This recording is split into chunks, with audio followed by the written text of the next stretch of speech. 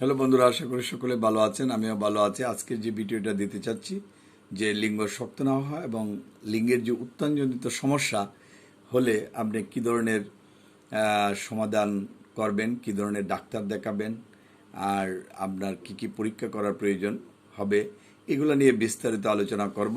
আশা করি আপনারা এই ভিডিও দেখার পর অনেকেই উপকৃত হবেন। তবে ভিডিওটি ধৈর্য ধরে প্রথম থেকে শেষ পর্যন্ত শুনতে হবে, তাহলে অনেক জিনিসের সমাধান পেয়ে যাবেন।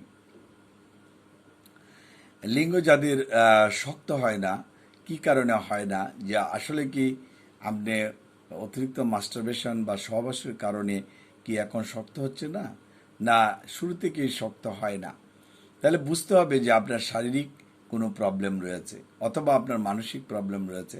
শারীরিক প্রবলেমগুলোকে আমরা কতগুলো ভাগ করতে পারি, যে অতিরিক্ত মাস্টারবেশনজনিত হরমোনাল ইনব্যালেন্স এবং বডিতে টেস্টোস্টেরন হরমোন উৎপন্ন না হওয়া, এবং আপনার বডিতে যে রক্ত থাকা দরকার সেই রক্তে এনিমিয়া রয়েছে কিনা সেগুলোও কিন্তু আপনাকে দেখতে হবে।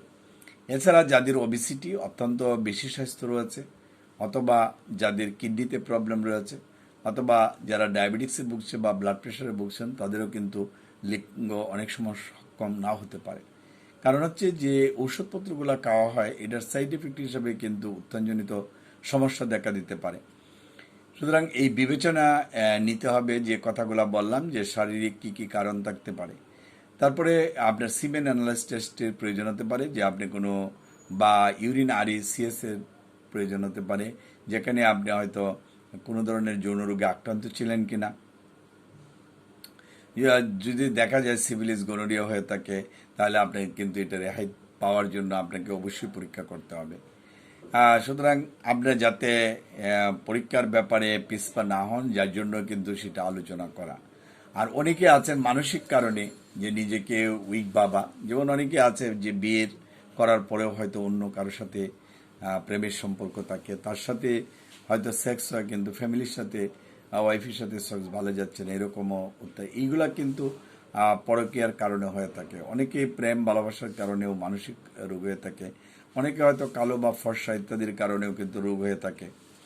যার জন্য আপনাকে দেখা গেল যে আপনি ফর্সা আর একজন কালো, এই নিয়ে একটা ঝগড়া তৈরি হয়ে কিন্তু মানসিক যন্ত্রণা তৈরি হতে পারে, সেখান থেকেও কিন্তু আপনার রোগ হতে পারে। সুতরাং যাদের এই যে অঙ্গ শক্ত হচ্ছে না, তাদের পরীক্ষা নিরীক্ষার যেরকম প্রয়োজন, মানসিকভাবে দুশ্চিন্তাগ্রস্ত আছেন কিনা, বা ইকোনমিক আপনার অর্থনৈতিক যদি সচ্ছলতা থাকে না, তাহলেও কিন্তু আপনার কিন্তু উত্থানজনিত সমস্যা দেখা দিতে পারে।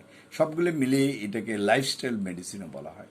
আপনাকে এই যদি পুরোপুরিভাবে ভালো থাকতে হয়, তাহলে আপনি একজন আম, আপনি এলোপ্যাথি ডাক্তার, চর্ম যৌন রোগ বিশেষজ্ঞ, আপনার এমবিবিএস বা এমডি করা ডাক্তার, অথবা হোমিওপ্যাথিতে বিএসএমএস বা এমডি করা ডাক্তার, বা আয়ুর্বেদে বিএ ইউএমএস বা এমডি করা ডাক্তার, অথবা আপনার এই ধরনের ডাক্তার কিন্তু আপনাকে সিলেকশন করতে হবে। আর যদি মনে করেন যে না, ডাক্তার ছাড়াই আপনাকে ভালো হতে চাই, তাহলে প্রথম কাজটাই হচ্ছে, আপনাকে এক নাম্বার কাজই হচ্ছে যে আপনার যে ব্যালেন্স ডায়েট রয়েছে, protein, carbohydrate, fat, vitamin, minerals এবং হরমোনাল ব্যালেন্স এবং ফাইবার, এইগুলা কিন্তু আপনার পরিমাণ মতো খেতে হবে প্রতিদিন। এরপরে আপনার হলো 2 নম্বরে হচ্ছে যে আপনার ফিজিক্যাল এক্সারসাইজ, আপনাকে ব্যায়াম করতে হবে 2 নম্বরে, এবং হাই ইন্টেন্সিটি যে ব্যায়ামগুলো রয়েছে সেইগুলো কিন্তু আপনাকে করতে হবে। 3 নম্বরে আপনাকে করতে হবে স্ট্রেস ম্যানেজমেন্ট। আপনি যে দুশ্চিন্তায় থাকেন, ইয়োগা বা মেডিটেশন করতে হবে, এবং করে আপনাকে কিন্তু মন মাইন্ড কন্ট্রোল এগুলো কিন্তু করতে হবে। সেটা শারীরিক রোগ হলে কীভাবে করবেন, আর যদি মানসিক রোগ হয় কীভাবে করবেন, ইকোনমিক্যাল হলে কীভাবে করবেন, এগুলো কিন্তু আপনাকে শিখতে হবে। আর আপনার কোনো ধরনের সাবস্টেন্স খাওয়ার 4 নম্বরে, যদি বিড়ি, সিগারেট বা অ্যালকোহল এইসব খাওয়ার অভ্যাস থাকে, এগুলো কিন্তু ছেড়ে দিতে হবে। 8 ঘন্টা আপনাকে কিন্তু ঘুমাতে হবে, এবং আপনাকে পজিটিভ থিঙ্কিং কিন্তু আপনাকে করতে হবে, নেগেটিভ থিঙ্কিং করা যাবে না, তাহলে কিন্তু আপনার হিতে কিন্তু বিপরীত হয়ে যাবে। সুতরাং আপনি যারা আমার এই ভিডিওটা দেখছেন, আমি লাইফস্টাইল মেডিসিনের যে কথাগুলো বললাম, এইটা কিন্তু আপনাকে মেনটেন করলে আপনি পুরোপুরিভাবে সুস্থ হয়ে যাবেন। এখন আপনি ফল হিসাবে, খাদ্য হিসাবে আঙ্গুর চয়েস করেন, খেজুর চয়েস করেন, বা অন্যান্য যেগুলো আছেন, ডিম চয়েস করতে পারেন, আপনি মাশরুম চয়েস করতে পারেন, সেগুলো রয়েছে আপনার খাবারের মধ্যেই কিন্তু রয়েছে। যার জন্য আমি এক কথা বুঝেছি যে আপনি যদি খাবার মেনটেন করেন, আপনি যদি এক্সারসাইজ করেন, পজিটিভ থিঙ্কিং করেন, আপনি সাবস্টেন্স ছেড়ে দেন এবং আপনার হলো যে ইয়োগা বা মেডিটেশন আপনি যদি করেন, এগুলো যদি করেন, আপনি কিন্তু রেহাই পেয়ে যাবেন। সুতরাং আমি মনে করি আপনাদের যে আমাদের যে ভিডিও করেছি এইটা যদি আপনি পজিটিভলি নেন এবং দেখেন সুন্দর করে, তাহলে আপনার উত্তর কিন্তু সেখানে পেয়ে যাবেন। আমাদের সাথে অনেকে যোগাযোগ করার জন্য চেষ্টা করেন। আমাদের ঢাকা অফিস উত্তরা বাড়ি 12 রোড 33, এই ঠিকানা যোগাযোগ করতে পারেন। আর সিলেটে হচ্ছে আম্বরকানা 95 BOFs NCC ব্যাংকের পিছনের বিল্ডিং। আর যদি আপনার ফোন নাম্বার আমাদের জানতে চান অনেক সময়, যে 017113370119। অনেকেই বই কিনতে চান, চর্ম ও যৌন রোগ শিক্ষা ও চিকিৎসা বই রয়েছে ডক্টর জহির স্যারের, এইটাও আপনি কিনে আপনার অভিজ্ঞতা অর্জন করতে পারেন। এটা আহাদ মেডিকেল বুক সেন্টার নীলক্ষেত ওখানে পাবেন বা শাহিন মেডিকেল বুক সেন্টারে পাবেন। সুতরাং ভিডিওটা আর খুব একটা বড় করব না, আস্তে আস্তে ভিডিও অনেক বড় করব।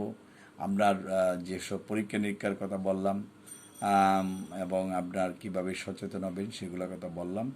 আশা করি আপনার একটা লাইক দিবেন, সাবস্ক্রাইব করবেন, তাহলে আরও পরবর্তী টাইমে আরও সুন্দর সুন্দর ভিডিও উপহার দিতে ভালো লাগবে। সবাইকে ধন্যবাদ জানিয়ে আজকের ভিডিও এখানে শেষ করছি। Thank you.